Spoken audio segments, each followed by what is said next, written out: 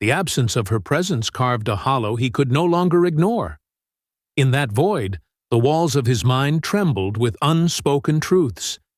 He had assumed continuity, that her world revolved around his orbit, that her silence was consent.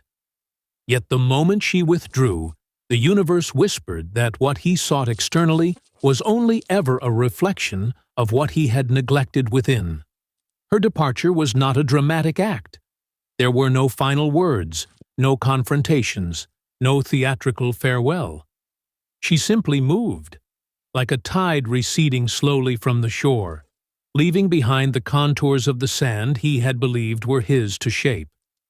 The subtlety of her detachment was its power. He noticed it first in the small absences. A glance not given, a touch withheld, a conversation that ended before it began. Each omission was a mirror, revealing layers of himself he had avoided examining. For the first time, he felt the tremor of true reflection. Jungian concepts, once abstract, now came alive in his consciousness. Projection, he realized, had been his constant companion. He had attributed his own fears, desires, and shadows to her presence. His attachments were patterns constructed from old trauma, coded behaviors, and unconscious scripts that he had mistaken for love. Her absence illuminated them. He remembered the nights he had spent obsessing over her reactions, dissecting her words, replaying moments with the hope of discovering some hidden affirmation of his worth. Now, in the stillness, those nights seemed almost comical, yet deeply painful. He understood that the attachment he had cultivated was not reciprocal. It was a compulsion. The emotional dependence he had disguised as intimacy was in truth a mirror of his own unresolved inner landscape. As he wandered through familiar spaces, each object and memory became a dialogue with the unconscious.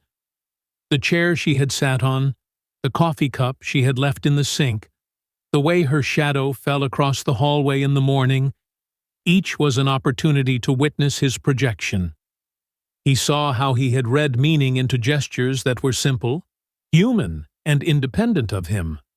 The clarity was painful, but liberating. The first emotional turning point came unexpectedly. He found himself longing, yes, but differently. The ache was no longer a frantic grasping, but a quiet questioning. Why do I feel this? What is mine, and what have I been claiming from another? This introspection was the first gentle stirrings of individuation.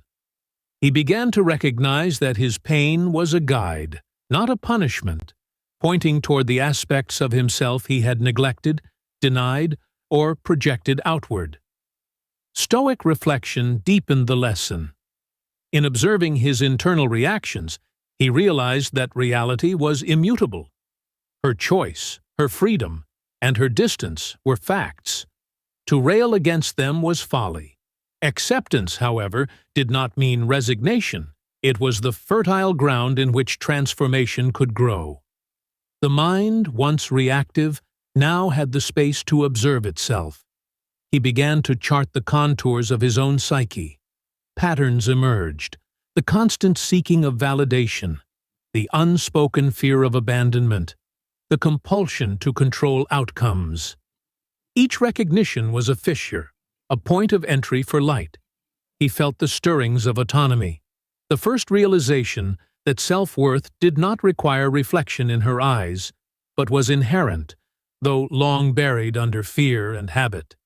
She, moving outward into her own world, embodied the feminine archetype with quiet certainty.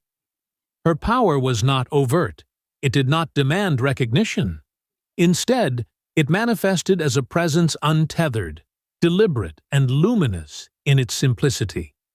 She had withdrawn not to punish, but to live. And in doing so, she had become the catalyst for his awakening. Night after night, he sat in the empty space between her absence and his awareness. The first tremors of emotional resilience began here. He saw how desire, unexamined, had created compulsions, how attachment, unchecked, had generated suffering. The shadow he had long feared, the dark, unacknowledged parts of his mind, now emerged, not as threat, but as teacher. Each encounter with memory, each pang of longing, was a dialogue with the self. In this growing reflection, he began to discern the contours of his own anima, the internalized feminine he had projected onto her. She had always been a mirror, yet now the mirror reflected not merely her image, but the qualities he needed to integrate within himself: intuition, receptivity, emotional intelligence, and presence. This awareness became the foundation of individuation,